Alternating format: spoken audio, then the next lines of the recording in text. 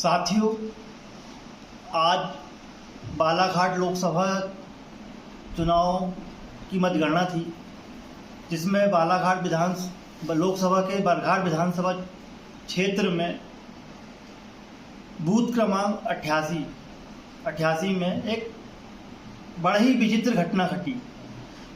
इसको हम ईवीएम पीठासीन अधिकारी की गलती कहें या ईवीएम में की जा रही जो जैसी चर्चा चल रही वैसी वो धांधली कहें। हुआ यह कि जो वोटिंग के बाद जो पीठासीन अधिकारी फॉर्म 17C जो देता है, उसमें उस बूथ में 372 वोट का प्रमाण पत्र दिया गया, डाले गए वोटों में 372 वोटों का प्रमाण पत्र दिया गया। परंतु जब ईवीएम मशीन खोली गई मतगणना के लिए तो वो मशीन 428 वोट दिखाने लगी। वो जैसे ही 428 वोट ज़्यादा दिखाने लगी तो एक हड़कंप समझ गया कि ये सब विचार में आ गए कि ये पीठासीन अधिकारी की गलती है, या जैसा कहा जाता है कि ईवीएम में धांधली हो रही है और वोट बढ़ाए जा रहे हैं।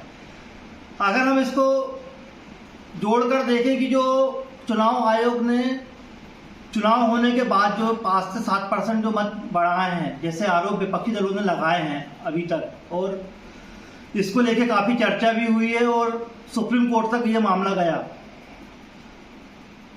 तो कहीं ना कहीं तो लगता है कि धांधली ही है, जिसकी शिकायत हमने निर्वाचन अधिकारी एवं आरओ को लिखित में आपत्ति पेश की है और इसमें कार्रवाई की मांग की है।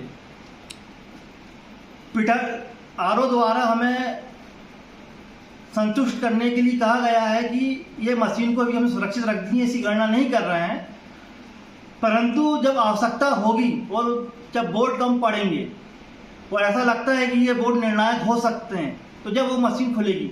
परंतु सवाल यह उठता है कि उसमें तो वोट बढ़े हुए हैं, 56 वोट बढ़े हुए हैं, तो वो मशीन कैसे सही निर्णय दे पाएगी। अब मेरा आप सबसे निवेदन है कि यदि आप लोगों के क्षेत्र में भी जहाँ जहाँ मतगणना हुई है वहाँ पे इस टाइप की अगर कोई घटना घटी है तो उसको उजागर करें और चुनाव आयोग को ईमेल करें एवं आरओ को शिकायत करें। धन्यवाद। आप अभिकर्ता के रूप में उपस्थित हुए थे? मैं मतगणना अभिकर्ता के रूप में उपस्थित हुआ था। बरघाट विधानसभा में 10 नंबर टेबल में बैठा था। 12 राउंड में चुनाव होना था। और इस तरीके की धांधली अन्य ईवीएम में भी हुई होगी तो आप नहीं कैसे बता सकते? क्योंकि अब मेरी टेबल में तो मैं खुद का ध्यान दे रहा था। अब आजू बाजू में जहाँ पे भी हो रहा होगा वहाँ जो गणना भी करता बैठे थे, अब उन्हें ध्यान दिए हैं कि नहीं दिए हैं ये उनके विवेक के ऊपर है।